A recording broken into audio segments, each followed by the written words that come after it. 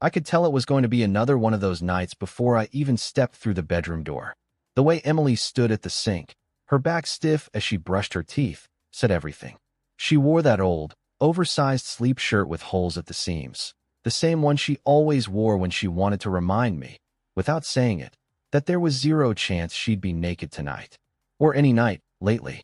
She didn't look up when I entered, just kept brushing, eyes fixed on her reflection, deliberate strokes, jaw tight.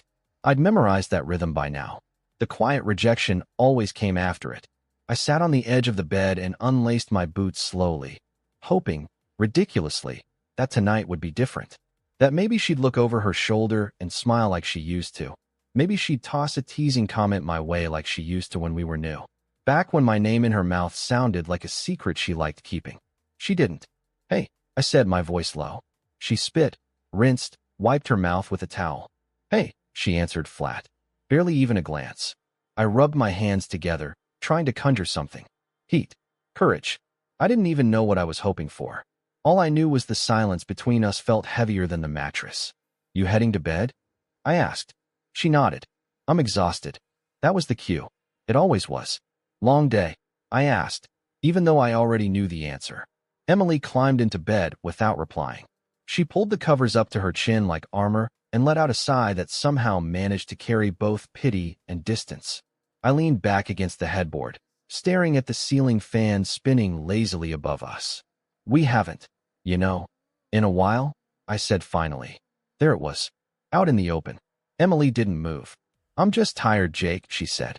"Work's been insane, and you know that." I turned to look at her. "It's not just tonight. It's been weeks." She didn't answer. Instead, she reached for her phone on the nightstand and started scrolling.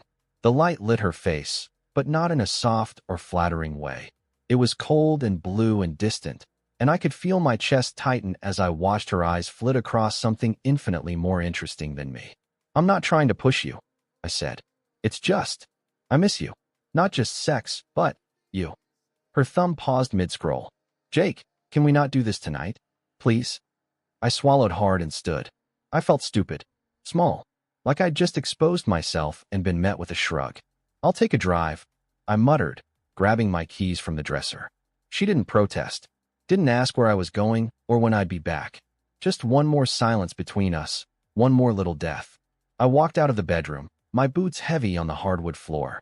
I made it to the front door before I heard movement behind me.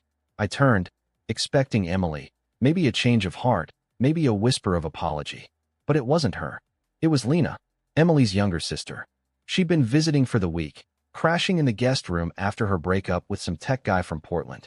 She was standing at the hallway's edge, barefoot, wearing one of Emily's old t-shirts that hit just above the knee. Her dark hair was loose, slightly mussed, and her eyes were unreadable. "You okay?" she asked softly. I nodded, not trusting myself to say anything yet. "Can't sleep?" she added. I shook my head. "Nah, just driving. Needed air." She leaned against the wall, arms crossed loosely under her chest. "Jake." Her voice was gentler than Emily's had been in months. It cracked something open in me. What if I said, "Right now"? It took a second to register. My brain scrambled to make sense of it, wondering if I misheard. My breath caught in my throat. "What?" I said, blinking. She tilted her head slightly, lips twitching. Not a smile. Not quite. Her voice dropped to something near a whisper. I said, "What if I told you I wouldn't say not tonight?" The floor seemed to shift under me. I laughed, nervously, trying to brush it off. "You're joking." But something in her eyes said she wasn't. She stepped forward once, then stopped. Just enough to close the space so I could see her pupils dilate slightly in the hallway's low light. There was a flash of something in her expression. Hunger, sadness, maybe both. "I'm just saying," she murmured. "Not everyone forgets what they have in front of them." I looked away, breath shallow. My heart was hammering so loudly in my chest, I was sure she could hear it. This was crazy. This was wrong. But for the first time in weeks, I felt something other than numb. "I should go," I said quickly, gripping the doorknob like it was the only thing keeping me grounded. Lena nodded. "Okay." She didn't say anything else, didn't press. Just turned and walked back toward the guest room, her bare feet soft against the hardwood, her silhouette disappearing like smoke. I stood there in the open doorway for a full minute, breathing like I'd just run 5 miles. Then I stepped outside into the night, not sure whether I was trying to escape something or being pulled towards something new. The night air hit me like a slap, cool, crisp, and bracing, a reminder that the world outside our crumbling marriage still existed. I slid into the driver's seat and sat there for a moment, gripping the steering wheel, unsure of where to go or what I was even running from. From the living room window, the curtains barely stirred, but I knew Emily wasn't watching. She never did anymore. I half expected Lena to peek through, her silhouette flickering behind the fabric like a ghost. But she didn't. No one did. I started the engine and pulled out of the driveway slowly, unsure whether I was chasing peace or just running from another night of rejection. 2 blocks down, the quiet hum of the tires was broken by the sound of the passenger door swinging open. "What the hell?" I said, slamming the brake. It was Lena. She slid in beside me like it was the most natural thing in the world, legs bare, a hoodie now pulled over her borrowed t-shirt. Her eyes were calm, unreadable, and something in her expression made the air in the car feel electric. "Are you insane?" I asked, more surprised than angry. She pulled the door shut. "I figured you could use some company." I stared at her. "Lena, you can't just." "Relax," she said softly. I left a note on the kitchen table. "Emily won't even know I'm gone. She's probably already asleep or deep in some TikTok spiral." I leaned back, still gripping the wheel. "This is a bad idea." She tilted her head, looking out the window.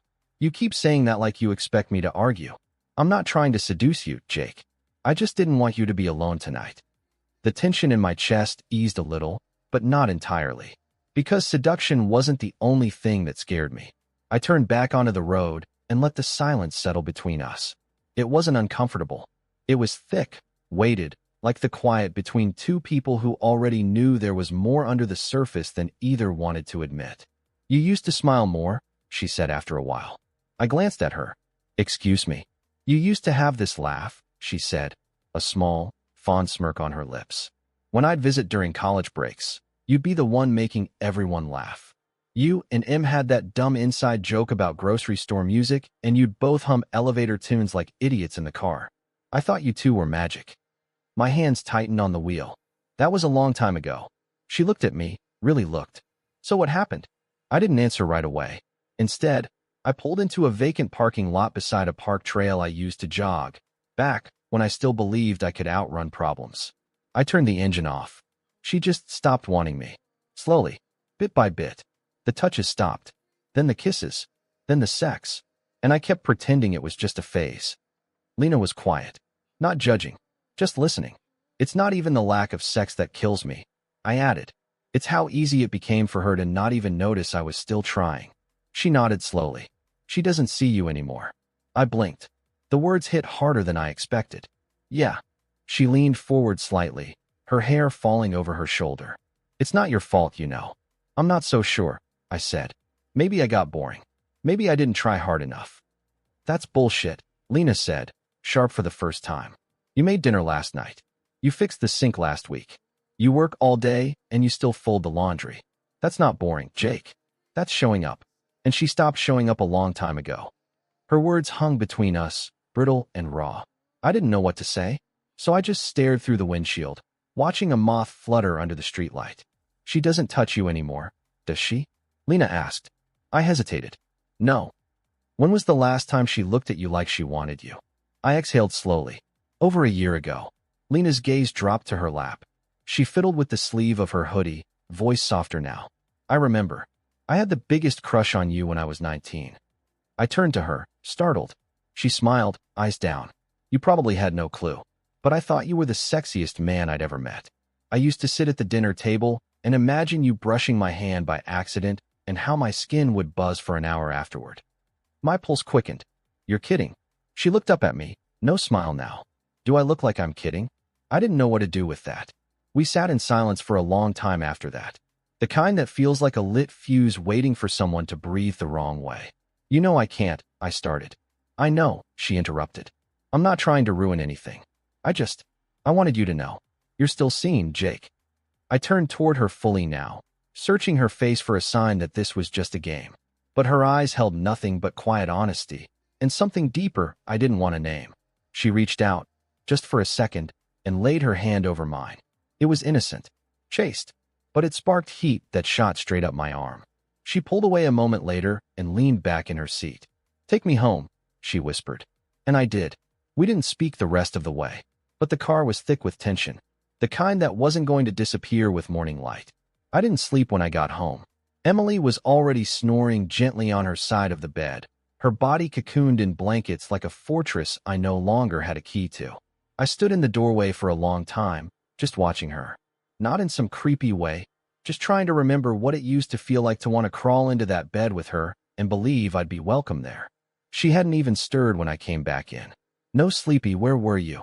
No light left on for me. Just silence and distance. The kind that settles into a house like mildew when no one does the work of love anymore. I went downstairs, poured myself a whiskey I didn't want, and stood at the kitchen sink staring out at the moonlit yard. The air was still, so quiet it made the loneliness in my chest echo louder. Then there were soft footsteps behind me. I didn't have to turn around to know it was Lena. The sound of her walking was already burned into my memory. Bare feet, careful but confident. "Couldn't sleep either?" she asked. I shook my head and glanced back at her. She was wearing sweatpants now, her hoodie zipped halfway up, hair tied in a messy knot that somehow made her look even softer. "I thought maybe I scared you off earlier," she added. I smirked. "A little. Not gonna lie." She laughed, and it was low and warm. I wasn't trying to. I guess I just say what's on my mind too much. "No," I said. "It's refreshing. Most people don't say much of anything." Lena stepped up beside me at the sink, eyes on the same yard I'd been staring at for the past 10 minutes. "Want to get out of here?" I blinked. "Right now?" She nodded. "Yeah, let's just drive." I hesitated, then nodded. "Give me a second." We didn't speak as I grabbed my keys again and slipped into sneakers. Emily didn't budge upstairs. The whole house seemed like a museum of our past, a still life of two people slowly forgetting how to be together. In the car, Lena pulled her legs up onto the passenger seat and folded her arms across her chest like she was bracing for something. Or maybe protecting something. Her knees pointed slightly toward me. I pulled out of the driveway and headed toward the outskirts of town, the place where the road gets dark and straight and endless. "Want music?" I asked. She shook her head. "Just drive." So I did. The hum of the engine filled the silence. Streetlights thinned out behind us. The road opened wide. After a while, Lena spoke. "I used to envy Emily." I glanced at her. "Really?" "Yeah," she said, her voice a whisper over the wind. She had this guy who cooked, who actually listened, who looked at her like she mattered. Most women don't get that. I didn't know what to say to that.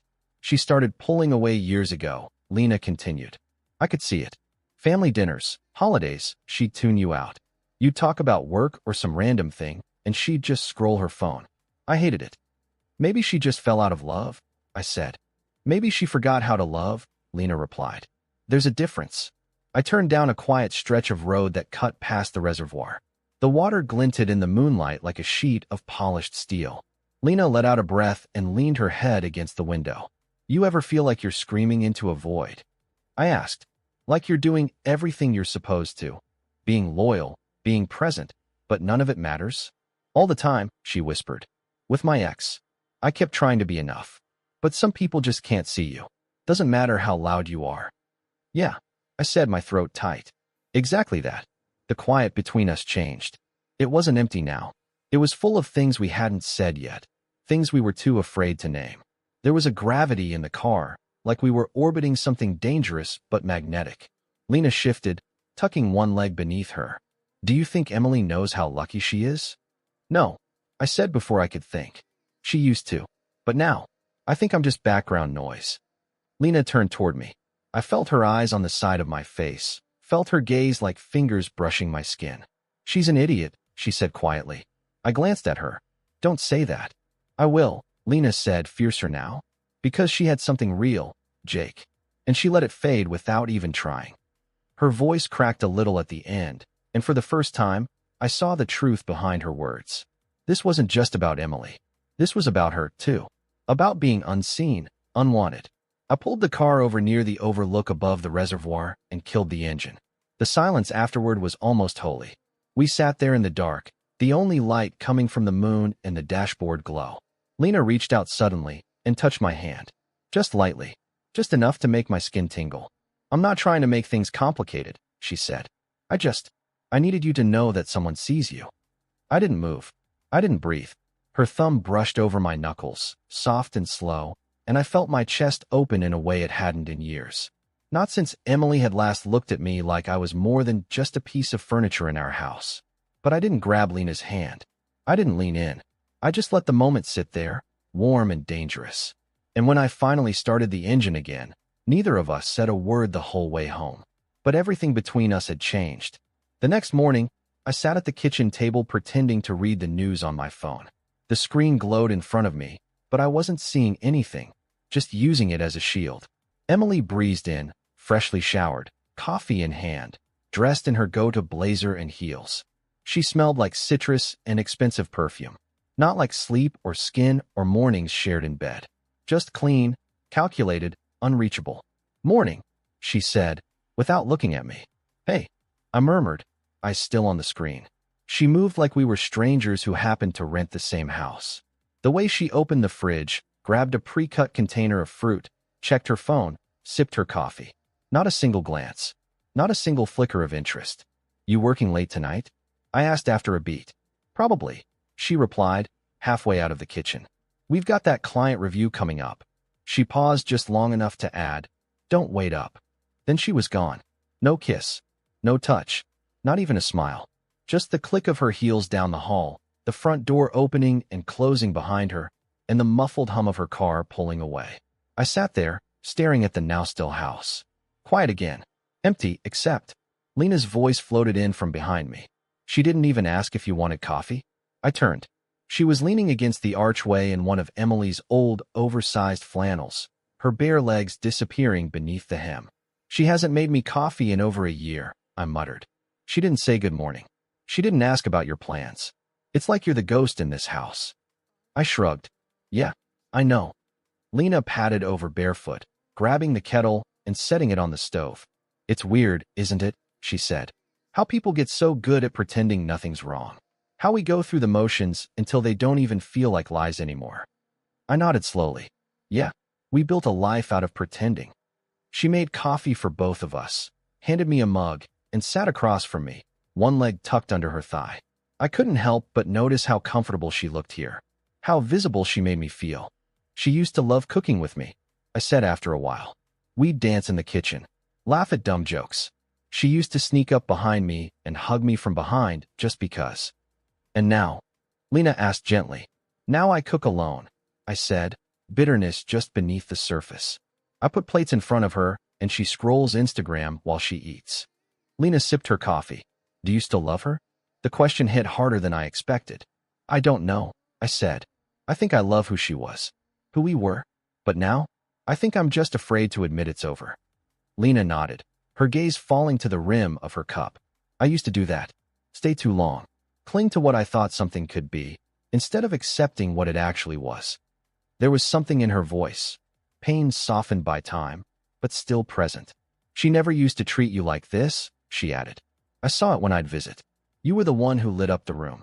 You'd be chopping vegetables, and she'd sneak kisses between slices. You used to touch her like she was made of fire, and she used to burn for you."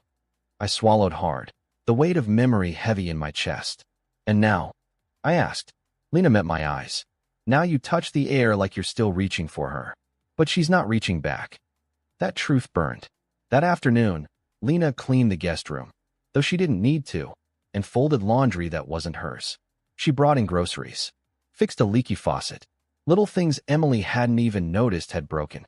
Little things Emily used to praise me for doing. It was strange, watching someone else care in a house that had gone cold. Like color seeping back into a black and white photo.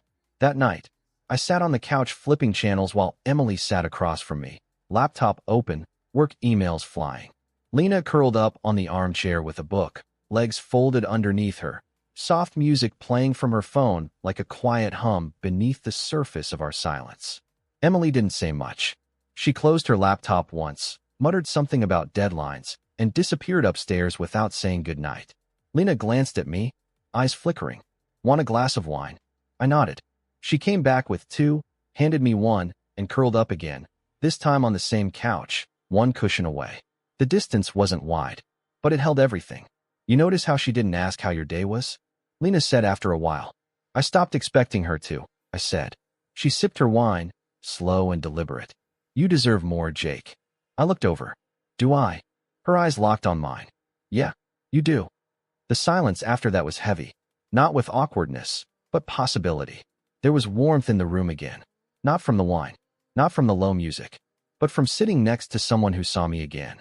And somehow, that was more intimate than any kiss. It started as a joke, just two people drinking wine on a quiet Thursday night, trading memories like old coins, flipping them over and over to see what still had value. Lena brought the second bottle from the kitchen. Emily was upstairs, likely asleep, or buried in work emails she never talked about. The house was silent except for the soft clink of glasses and the occasional creak of old floorboards, like the place itself was eavesdropping. So, Lena said, settling beside me on the couch again, one leg tucked under her, wine glass in hand. Want to play a game? I raised a brow. A game? A drinking game, she clarified, smirking. It's called the confession game. Ever played? Not since college, I said, eyeing her suspiciously. What's the catch? No catch. Just truth. No dodging. No judgment. You answer, you sip. Simple. I hesitated for a second, then raised my glass. All right, hit me. She leaned forward slightly, her voice playful but steady. Have you ever thought about cheating on Emily? I nearly choked on the sip I had just taken. Wow, right out the gate? I said, coughing. Her eyes sparkled with challenge. Truth only. I exhaled. No, I haven't. Not, seriously. But casually, she pressed. I looked into my glass, watching the wine swirl slowly. I've noticed women, I admitted. It's hard not to when your own wife looks through you like you're a coat rack. But I never acted on it. I always thought it would fix itself. She nodded. Okay, my turn. I looked at her, suddenly more alert. Same question. Lena bit her bottom lip, her smile faltering slightly. Yeah, she said after a moment. I did. Once. He was this guy I worked with, a designer. He made me feel seen, beautiful, alive, but I never crossed the line. What stopped you? She looked at me, then said, simply, because if I did, I wouldn't be the person I wanted to be, even if he didn't deserve my loyalty anymore. I nodded. That's a hard place to be. She smiled faintly. Next question? Shoot. What was your first impression of me? I chuckled. That you were trouble. She laughed. Trouble? Why? I grinned. Because you used to walk around our house like you owned it. You'd steal the remote, eat the last piece of pie, tease Emily like a little sister. And you looked at me like you knew things you weren't supposed to. I was 19, she said, rolling her eyes.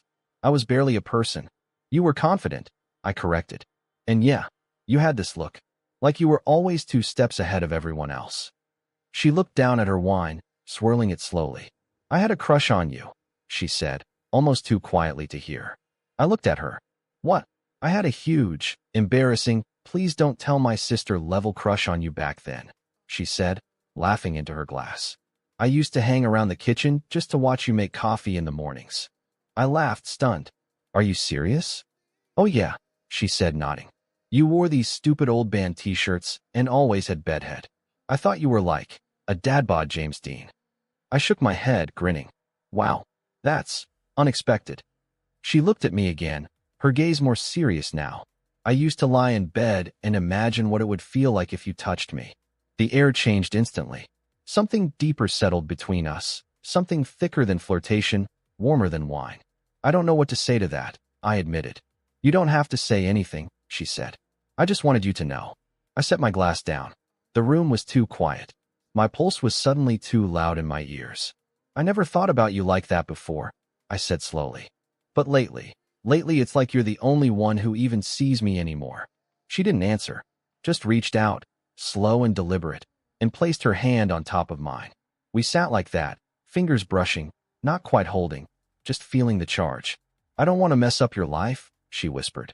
You're not, I said, barely breathing. It's already not what it used to be. She leaned in slightly. I could smell her shampoo, something lavender and warm. My eyes flicked to her lips, and hers flicked to mine. But she didn't move closer. Instead, she whispered, It's getting late. I nodded, though I didn't want the night to end. She stood slowly, pausing at the archway before turning back to me. "Thanks for playing," she said softly. "Good night, Jake." "Good night, Lena." And then she disappeared up the stairs, leaving me on the couch with a glass of unfinished wine, a racing heart, and the echo of a confession that felt like it changed everything. I couldn't sleep again. That was becoming the norm. It wasn't even the guilt, not yet. It was the noise in my chest, the kind that comes when something's about to break and you're just trying to hold still, hoping maybe the silence will keep the pieces from falling. Upstairs, Emily snored gently. It wasn't new. She had been a snorer for years, soft, rhythmic, like the ticking of a clock. But it never used to feel so loud. So final. I rolled out of bed and made my way downstairs, barefoot, wearing only a t-shirt and boxers. The house was cold, but I needed air. Space. I needed not to be in that bed alone beside someone who didn't even pretend to reach for me anymore. The back door creaked as I pushed it open. The night greeted me with a rush of cool air and that faint, damp smell of cut grass. The patio lights were off, but the moonlight painted everything with silver. I stepped outside, arms crossed, standing on the edge of the porch like I wasn't sure if I wanted to walk or run. And then I saw her. Lena. She was already there, curled up on one of the porch chairs, blanket wrapped around her legs, earbuds dangling loosely in her lap. Her head turned before I even spoke. "I couldn't sleep either," she said softly. I nodded and stepped toward her, hesitating only a moment before sitting beside her on the adjacent chair. We didn't speak for a while, just sat in the hush of midnight, side by side, listening to crickets and our own breath. Then she whispered, "Did it always feel like this with her? At the end?" "No," I said. "At the end it feels like pretending. But before? Before it was real. She wanted me. We were close. She'd fall asleep with her head on my chest. She'd wake me up just to tell me she had a weird dream." Lena nodded slowly, like she'd already known.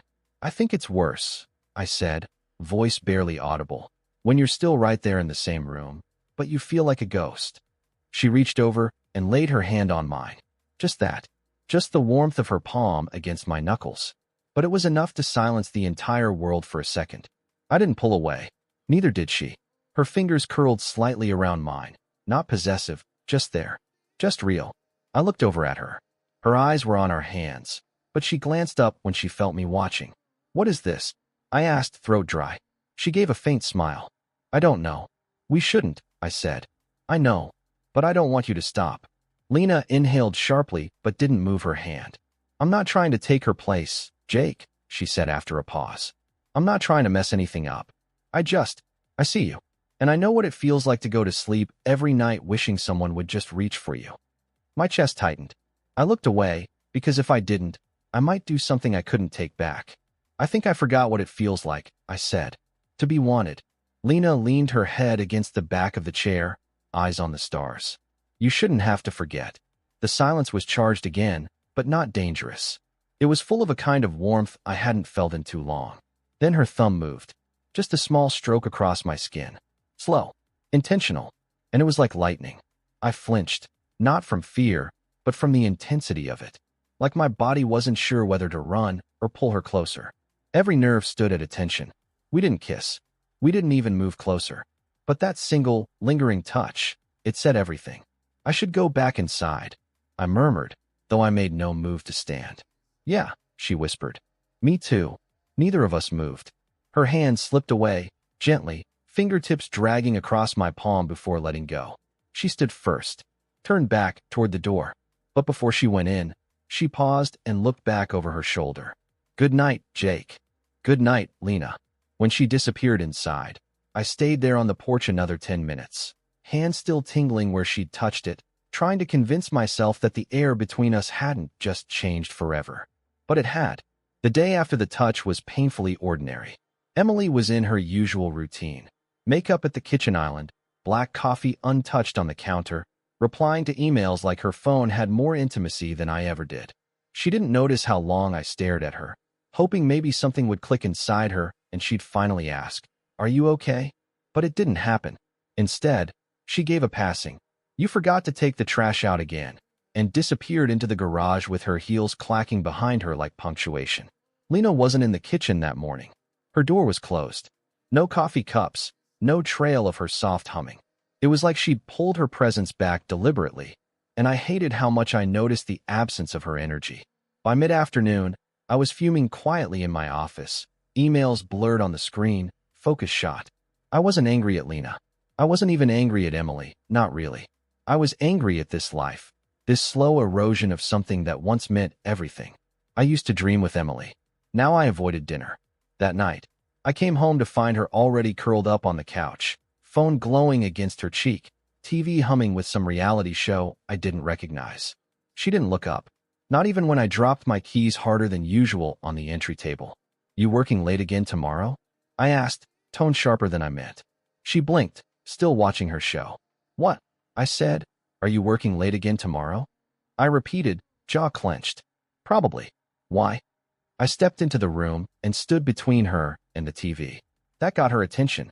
She lowered her phone slowly. "Jake, what the hell?" "I don't remember the last time you touched me," I said flatly. She stared at me, surprised. "Where is this coming from?" "From months of you pretending I don't exist," I snapped. "From hearing 'not tonight' so many times I started to feel like a stranger in my own home." Emily sat up straighter, phone now forgotten on the coffee table. "You're being dramatic." "No, Emily. I'm being honest." She scoffed. "Oh, please. You want me to fake wanting sex just so you don't feel insecure?" "This isn't just about sex," I growled. "It's about never being seen. You don't touch me. You don't talk to me unless I ask something. You barely even look at me. We live in the same house, and I feel more alone than I ever have." She folded her arms. "I've been stressed. I'm exhausted, Jake. Work is insane. You know that. And I've been understanding," I shot back. "I've given you space. I haven't pushed. But you know what? At some point, space just becomes neglect." Her expression changed, just slightly. "Is this about Lena?" My breath caught. "What?" "I see the way you look at her," she said, voice cold. "The way you suddenly have conversations again. The way you actually smile when she's in the room." I stepped back like I'd been slapped. "You think I'm what? Falling for your sister?" "Aren't you?" she challenged. "God, Jake. It's pathetic. She's just bored. She's always been needy." I felt something twist in my gut. "Don't talk about her like that," I said, voice dangerously low. "Oh, so now you defend her?" Emily laughed bitterly. "You couldn't get attention from your wife, so you started soaking it up from the next closest woman. Maybe I wouldn't have needed it if you hadn't checked out of this marriage 2 years ago." She flinched, and for the first time in months, her face cracked. "I didn't check out," she whispered. "I just stopped knowing what to say, and then it felt easier not to say anything at all." We stood there, words hanging between us like shrapnel. Neither of us moved. Then, without a word, Emily stood up and walked past me. She climbed the stairs and closed the bedroom door softly behind her. And I stayed downstairs. I didn't even try to follow. Instead, I grabbed a blanket from the hall closet and lay down on the couch. I stared at the ceiling fan, willing myself not to think about Lena. But then, quiet footsteps on the stairs. Not Emily. Lena. Barefoot, soft, deliberate. She appeared at the edge of the room, her eyes finding mine immediately. We didn't speak. She crossed the floor slowly and knelt beside the couch. I sat up just slightly, the blanket slipping from my chest. She reached for me. No kiss. No words. Just her arms around me, and her head against my shoulder. Her hair smelled like lavender and sleep. Her fingertips grazed my ribs where my shirt had ridden up. I didn't move. I just closed my eyes and let myself feel wanted. And she didn't go back upstairs. Not that night. The moment Lena's body curled into mine, the weight of every lonely night collapsed. There was no thunderclap, no wild explosion of limbs and lust. Just heat, breath, her fingers tracing the edge of my jaw like I was something sacred. We didn't speak. We didn't need to. I kissed her first, tentative, trembling, testing the line we both knew we'd already crossed. Her lips parted without hesitation, warm and inviting, a kiss that answered questions I didn't know how to ask. I pulled her closer. She climbed over me slowly, straddling my lap like it had always been her place. It wasn't frantic. It wasn't revenge. It was relief. Clothes peeled away one piece at a time, not ripped or tossed, but handled with care, like we both knew this wasn't just about the act. It was about acknowledgement. About two people who'd spent too long pretending they didn't ache to be seen. The first time I touched her bare skin, she gasped, quiet but real. Her hips moved toward me instinctively, her hands resting on my shoulders as if anchoring herself. She didn't look away, and I didn't either. Lena wasn't perfect. She had a tiny scar on her left hip, a faint freckle on her right breast. Her thighs were soft, her breath uneven. And in all of it, she was more real than anything I'd touched in years. When I finally entered her, it was slow, intentional. Her body met mine without resistance, like it had been waiting. Her eyes fluttered closed, her mouth falling open in a quiet gasp that sent a ripple through my entire being. We moved together, not rushed, not desperate. Just there. The couch creaked beneath us. The night air cooled the sweat on our skin. Her moans were soft, breathy, but edged with need, like she was giving me something no one else had ever earned. Like she was trying to fill every space inside me that had been left hollow. And when she came, she clutched my back and whispered my name. Not loud, not breathless, but reverent. Jake. Like it meant something. Like I meant something. We collapsed together, limbs tangled, hearts racing, the room quiet except for our shallow breaths. I held her, her head resting on my chest, and for once, I didn't feel like I was being punished for wanting affection. I didn't feel like a burden. I just existed. After a while, she spoke. You deserved to feel this a long time ago. I didn't reply. I couldn't. My throat was tight, and I didn't want to ruin it with the wrong words. She traced a slow, lazy circle on my chest. I shouldn't have done that, but I don't regret it. My heart stuttered. Yeah, same. She pulled the blanket over us, and I didn't move. Neither of us could sleep, but we lay there in silence anyway, soaked in something that felt like warmth and guilt all at once. At some point, maybe an hour later, she whispered, "She's going to know." I know, I replied. She sighed into my shoulder. I don't want to be the reason your life explodes. My life's already ash, I said, staring at the ceiling. You're just the first thing that didn't feel like smoke. Lena curled tighter into me, her legs sliding between mine. That's not nothing, she said. It's not, I agreed. The guilt came slow, like a shadow creeping across the wall. I didn't try to deny it. I had just betrayed my wife, even if she'd already abandoned me emotionally. I'd stepped into something that would change everything. But I couldn't find regret. Not for the way Lena touched me, not for the way she whispered my name like it meant something again. And yet, in the early morning, when Lena had finally drifted into a light sleep on my chest, I stared out the window at the paling sky and realized that no matter what excuses I made, no matter how dead the marriage felt, this was going to be the moment that rewrote everything. When the sun cracked the horizon, it didn't feel like a new beginning. It felt like a warning. And still, I didn't move. I didn't want to. Lena stirred slightly and looked up at me, her eyes soft and swollen with sleep. You okay? She whispered. I nodded. I think so. She pressed her lips to my chest, right over my heart. We'll figure it out. Whatever comes next. But even as she said it, we both knew. Whatever came next would hurt. We stayed wrapped in that fragile, borrowed peace for another hour, until footsteps creaked overhead. Emily. We froze. Not from fear, but because we both knew the clock had started ticking. The moment I heard Emily's footsteps above us, everything in my body went cold. Lena was still lying against my chest, but her body had tensed. We didn't move. We just listened, breath held, hearts loud, as Emily crossed the hallway. Then came the soft click of the bathroom door. Water running. A toilet flush. A cabinet opened. Mundane, domestic sounds that now felt like warning shots. Lena slowly sat up, pulling the blanket around her as she stood. Her bare skin flashed in the soft morning light, beautiful and terrifying. She looked back at me with a mixture of tenderness and panic. I should go, she whispered. I nodded, throat dry. She grabbed her hoodie and tiptoed up the stairs, her exit ghost-like, silent except for the tiny creak on the fourth step. Always the fourth. I used to love that imperfection. Now it made my stomach knot. I sat on the couch, naked under the blanket, cold sweat breaking across my chest. The living room still smelled like her, lavender, warmth, and something electric. I ran a hand over my face. Guilt was already sinking in, rooting itself in my gut. The sound of the shower started. Emily's usual morning ritual. 10 minutes, exactly. Then lotion. Then perfume. Then her walking out the door without so much as a look in my direction. But that morning, everything felt different. When she came downstairs, dressed in navy slacks and a light blouse, her hair damp and pulled into a twist. I was at the kitchen counter nursing black coffee like it could absolve me. "You're up early," she said, reaching for a banana. "Yeah," I replied. "Didn't sleep much." She didn't look at me. For a moment, I wondered if she knew. If some part of her had sensed the shift.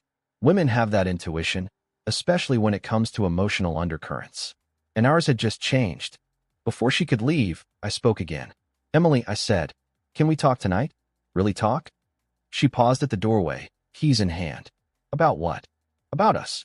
She hesitated, then gave a slight nod. "Fine. Tonight." And just like that, she was gone. By late afternoon, Lena hadn't emerged from her room. I texted her, "You okay?" Her reply came a few minutes later. "Yeah, just needed space." We knew this would happen. I wanted to respond with something meaningful, something that would anchor her to me in the chaos. But all I wrote was, "I miss you." She didn't reply. That evening, the house felt charged, like static before a storm. Emily came home later than usual. She looked exhausted, but not from work. From avoidance. From knowing things were about to be unearthed that neither of us could bury again. We sat in the living room, not quite facing each other. "So," she started, "let's talk." I cleared my throat. "Emily, when did you stop loving me?" She blinked. "Wow, that's how we're starting?" "I'm not trying to fight," I said. "I just need the truth." She was quiet for a while. Then she sighed. "I don't know. Maybe it was gradual. Maybe I stopped noticing when you stopped laughing. Maybe I stopped trying when you stopped asking." "I never stopped asking," I said softly. "You just stopped hearing me." She looked away, jaw clenched. "I used to reach for you in bed," I continued. "And you'd flinch. Like my touch disgusted you." "I didn't mean to," she said quickly. I felt so far away. And I didn't know how to come back." "So you didn't try," I said. "You gave up." "And you didn't," she snapped. "Don't act like you're blameless. You shut down too. You retreated into silence. Into work. Into pretending everything was fine." We sat there, both breathing heavily. The air between us thick with the weight of everything unspoken. Then she looked at me, her eyes suddenly sharper. "Is there someone else?" she asked. The question didn't shock me. What did was the way she asked it. Not with suspicion, but with resignation. Like she already knew. I hesitated. "Jake."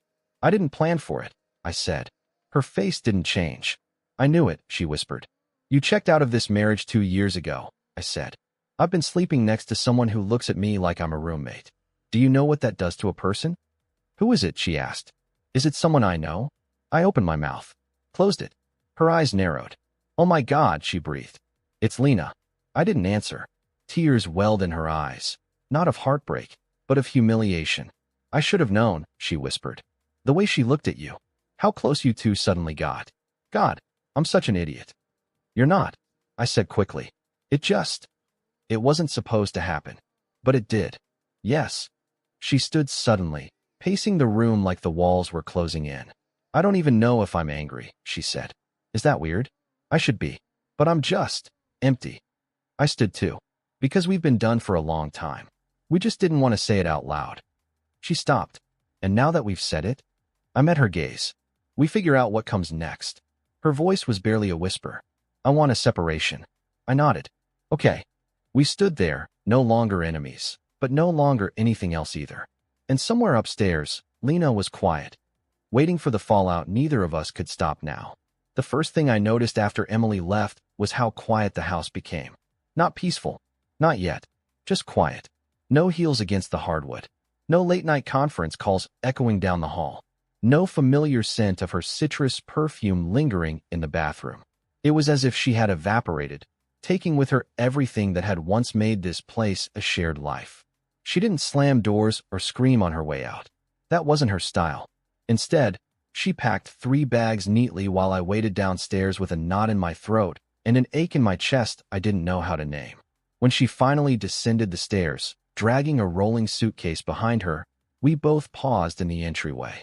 Her eyes met mine, red-rimmed but dry. All the emotion had burned itself out the night before. "I'll be staying with a friend," she said. "For now." I nodded. "Okay." She lingered for a second longer, then said, "I don't hate you." "I don't hate you either," I replied. And then she was gone. Just like that. A marriage folded into silence. Lena stayed in her room the entire day. I didn't blame her. When she finally emerged that evening, her face was pale, eyes unsure. She stood at the edge of the kitchen, hands clasped together like she was bracing for impact. "Is she gone?" she asked. I nodded. "She left this morning." Lena exhaled slowly, like the weight of that truth was too big to hold in one breath. "She knows it was me," she whispered. "I didn't say your name," I told her. But she knew. She figured it out. "She always hated when I got close to people she loved," Lena said, voice bitter. "Even as kids." "This isn't your fault," I said gently. She looked up at me, eyes tired. "Isn't it, though?" "No," I said. "It's not." She stepped farther into the room and sank into one of the kitchen chairs. "So, what now?" "I don't know," I said. "I honestly don't." We sat in silence for a while. Not the kind filled with tension, but one that carried the weight of choices made, lines crossed, hearts exposed. "I should go stay with a friend too," she said. "Give you space. Let things settle." I didn't want her to. The thought of waking up in this house completely alone made something in my chest tighten. But I didn't stop her, because maybe she needed that space too. "I'll be here if you want to talk," I said. She nodded. "I know." She stood and walked to me. We didn't kiss. We didn't even hold each other. She just placed her hand on my chest for a moment, her fingers curling slightly into the fabric of my shirt, her eyes searching mine. "You're a good man, Jake," she said. "You just forgot how to believe it." And then she was gone too. The days after felt like a strange sort of limbo. I worked, ate, slept, breathed. I moved through the house like a shadow, touching objects like they might disappear. Her coffee mug was still in the cabinet. Her robe still hung on the back of the bathroom door. A faint indentation on the couch cushion where Lena had curled into me, etched like a bruise on memory. Friends started texting. A few coworkers noticed something different in my face. "You okay, man?" they'd ask. "Yeah," I'd lie. "Just tired." I wasn't sad. Not exactly. More like disoriented. Like I'd walked out of a fog and suddenly found myself in a field with no map, no signposts, and 100 possible paths. What startled me the most was the relief. Underneath the guilt and confusion was this quiet, shameful sense of freedom. Not joy, not triumph, just space. The ability to exhale without watching my breath bounce off the back of someone who didn't care. I missed Emily, but I missed who she used to be, and I didn't want to go back to pretending. 3 days later, Lena texted me. "Hey, you okay?" "Yeah. You?" "Not really. Want to talk?" She came by that evening.